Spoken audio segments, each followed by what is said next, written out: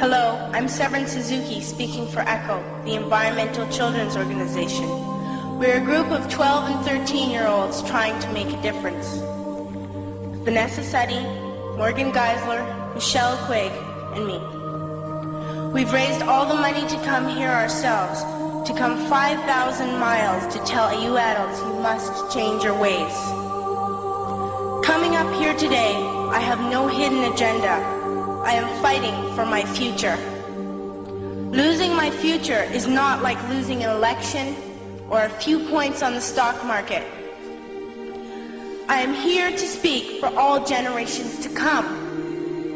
I am here to speak on behalf of the starving children around the world whose cries go unheard. I am here to speak for the countless animals dying across this planet because they have nowhere left to go. I am afraid to go out in the sun now because of the holes in our ozone. I am afraid to breathe the air because I don't know what chemicals are in it. I used to go fishing in Vancouver, my home, with my dad, until just a few years ago we found the fish full of cancers. And now we hear of animals and plants going extinct, every day vanishing forever. In my life, I have dreamt of seeing the great herds of wild animals, jungles and rainforests full of birds and butterflies. But now I wonder if they will even exist for my children to see. Did you have to worry of these things when you were my age? All this is happening before our eyes, and yet we act as if we have all the time we want and all the solutions. I'm only a child and I don't have all the solutions. But I want you to realize neither do you. You don't know how to fix the holes in our ozone layer. You don't know how to bring the salmon back up a dead stream.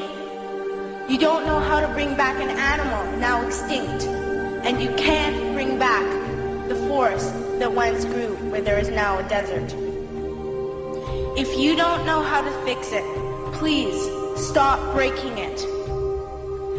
Here, you may be delegates of your government, business people, organizers, reporters, or politicians, but really, your mothers and fathers, sisters and brothers, aunts and uncles, and all of you are someone's child.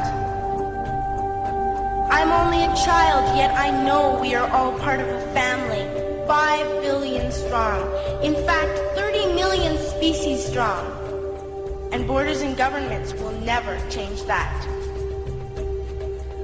I'm only a child, yet I know we are all in this together and should act as one single world towards one single goal.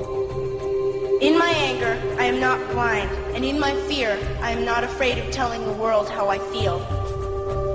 In my country, we make so much waste. We buy and throw away, and yet northern countries will not share with the needy. Even when we have more than enough, we are afraid to share. We are afraid to let go of some of our wealth. In Canada, we live the privileged life, with plenty of food, water, and shelter. We have watches, bicycles, computers, and television sets. The list could go on for 2 days. 2 days ago, here in Brazil, we were shocked when we spent time with some children living on the streets. This is what one child told us. I wish I was rich. And if I were, I would give all the street children food, clothes, medicines, shelter, and love and affection. If a child on the streets who has nothing is willing to share, why are we who have everything still so greedy? I can't stop thinking that these are children my own age, that it makes a tremendous difference where you are born.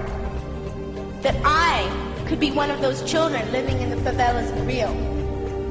I could be a child starving in Somalia, or a victim of war in the Middle East, or a beggar in India.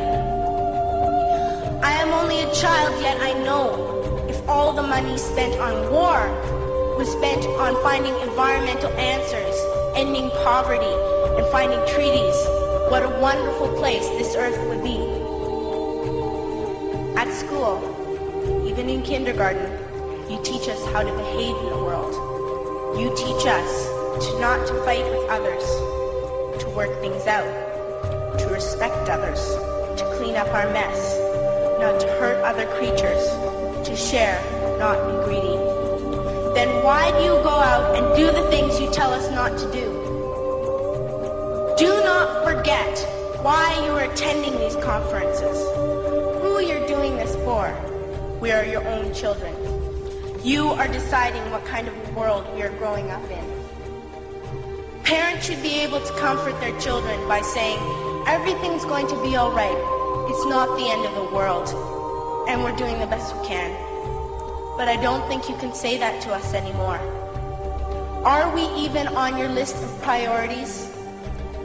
My dad always says, you are what you do, not what you say. Well, what you do makes me cry at night. You grown-ups say you love us, but I challenge you, please, make your actions reflect your words. Thank you.